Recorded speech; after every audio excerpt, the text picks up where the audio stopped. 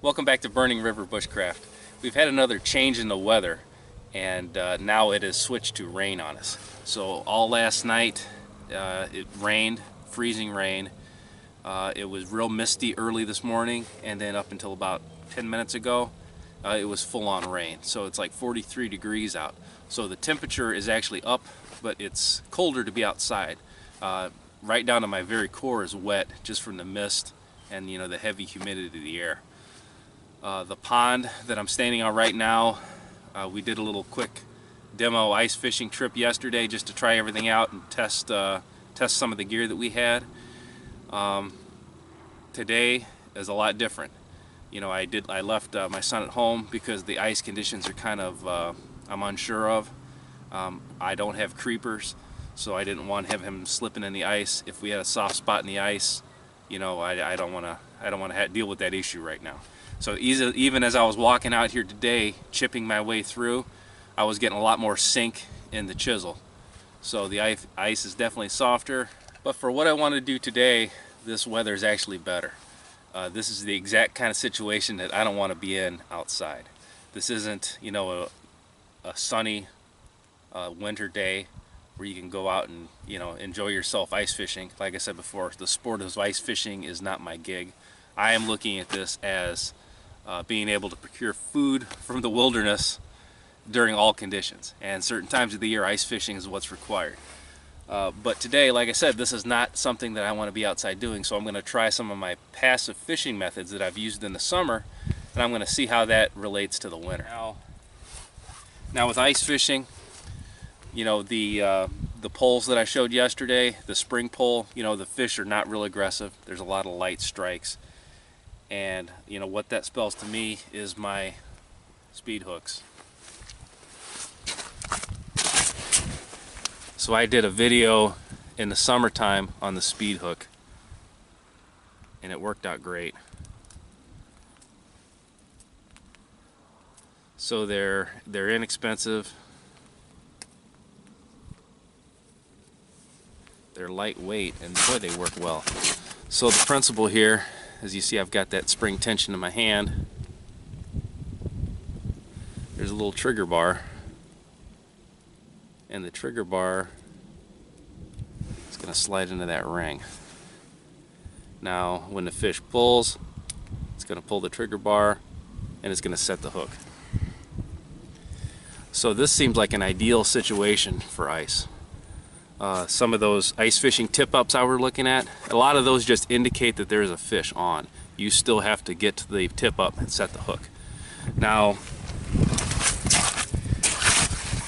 there's a commercial product out like a jaw jacker, and that essentially bends your tip of your rod down, and when the fish pulls, same kind of concept. You're using the spring tension of the rod to snap up. But that's a lot of stuff to carry, and I'm not ready to dedicate that much time or energy into ice fishing. So if I could carry something like this and get it to work all seasons, that much better for me. So what I'm gonna do is I'm gonna set these up on tripods. You see the tripod I got set up behind me here. Now these are real janky, cheap tripods. I gave it about 30 seconds of thought. I found a dead tree, broke whatever branches I could get, whatever height they are, and they're not lashed properly. It doesn't matter. I could lay them flat. I thought about trying to incorporate some kind of tip up to indicate a strike, but my main thought was I want to be able to see these things on open water. So if we have snowdrift or anything else, I don't want to have anything flat where I necessarily can't remember or can't see where my sets are. So those tripods are going to stick up and they're going to stay on the water. These are disposable in my opinion.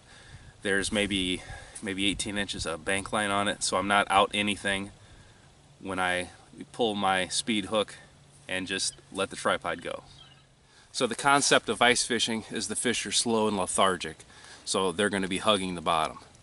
Most of the people I've talked to, most of the research I've done, is you come up off the bottom, maybe a foot or so, and that's where most of the fish are. So, step one is find the depth. Using what I've got a disposable trap stake right here, and I've got my ridge line out of my haversack. So I'm going to marry these two together. I'm going to go through, come under,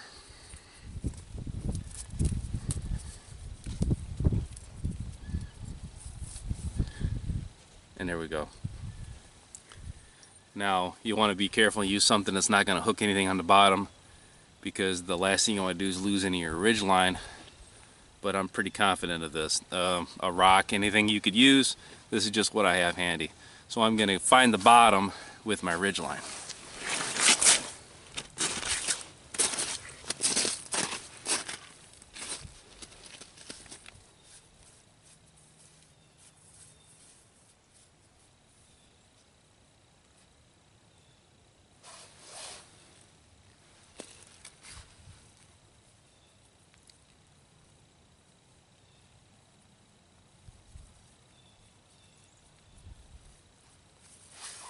Alright, so I've got a knot.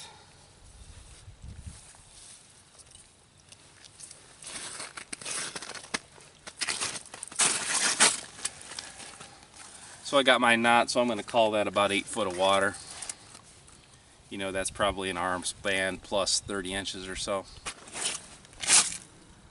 So now I'm going to tie my speed hook on.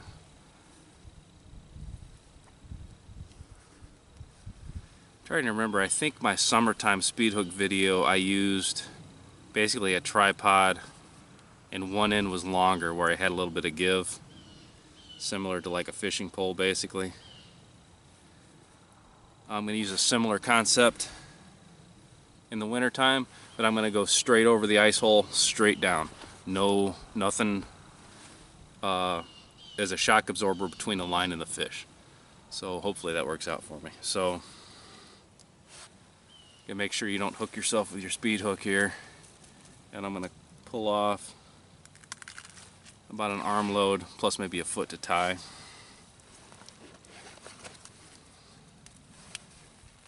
Now, as far as bait in the winter goes, you know, there's not a lot of options. I'm carrying like a power bait with me. Okay. I'm going to position my tripod over the hole.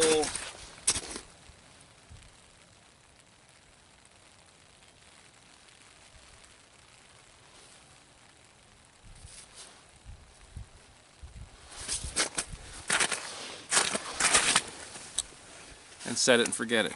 Now what I'm not going to do is continually skim at the hole like I would if I was fishing normally. So I'm going to check this, you know, towards the end of the day. First off, see if it works.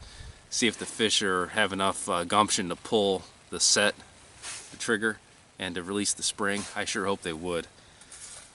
And then the other thing is going to be how much ice I occurred over the hole. So I'm definitely going to go at it with my chisel first, making sure I don't cut my string, and we'll see how it goes. So I have 3 more of these. So I'm going to take them at different depths around the pond, and we'll get back with you at the end of the day.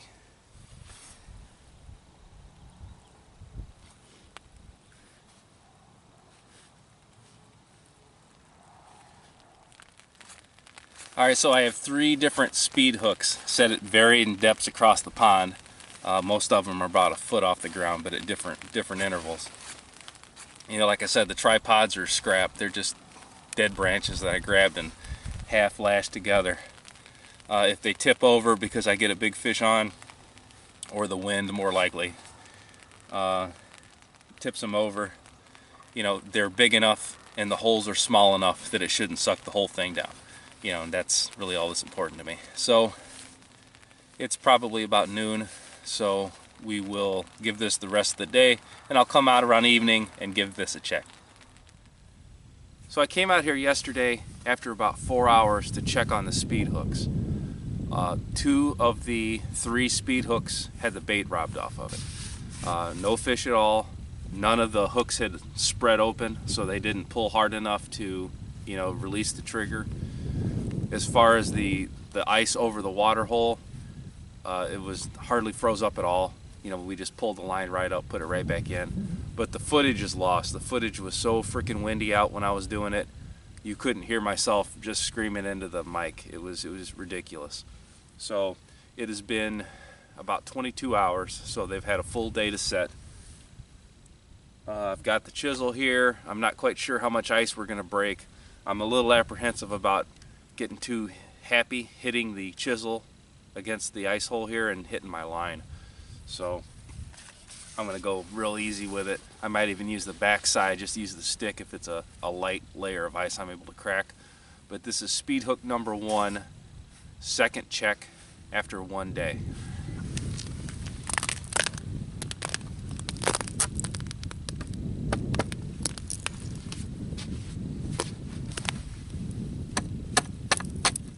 Okay, so I do have, a big chunk of ice. The ice is probably about 1.5 inches thick in less than 24 hours, and no bait on the speed hook. That is exactly what I encountered on my first check. So what I deducted yesterday was that the power bait just doesn't have enough give on the hook. It's not solid enough. So we'll see how the other sets go, but right now I'm thinking if I get a tougher bait that's harder for the fish to remove, that's going to be my best chance to get these speed hooks to work.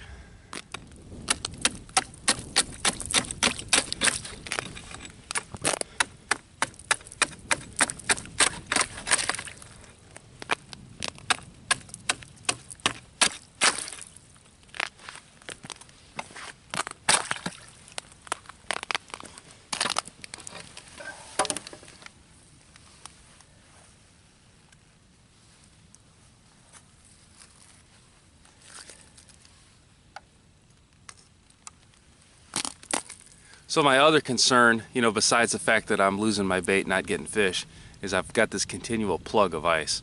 So something like this, I would probably have to maybe use the side of my chisel to crack this. That way I don't damage the line. Try this out here real quick. Okay. So yet another reason for this ice chisel. But if I just continually use that, I'd end up with a plug so big, it would end up abrading the line and probably cutting it. So I have one hole yet to check. Okay, so this one also, I had my bait robbed. So we do have active fish down here. I am getting it to the right depth. The tripods have worked. The ice chisels worked. The two variables that I've got left is my bait and the fact that the fish don't pull hard enough to release that the trigger on the speed hook. That's kind of a tough one to get by. It doesn't take a whole lot of tension to release that. And if nothing else, I would just thought they would have swallowed the hook. I'm going to try to get some other type of bait. I'd like to use some non-fresh bait because I wouldn't have that available. So maybe some of those jarred baits, like with a tougher consistency. That's going to be my next effort. But with the weather the way it is, I can't guarantee that I'm going to get back on safe ice to try it out. But this is on the list. This is something definitely worth pursuing, because if I can use my summertime normal fishing methods to pull fish up to the ice, I'm that much further ahead. Until then, this has been Jamie Boggs with Burning River Bushcraft. See you next time.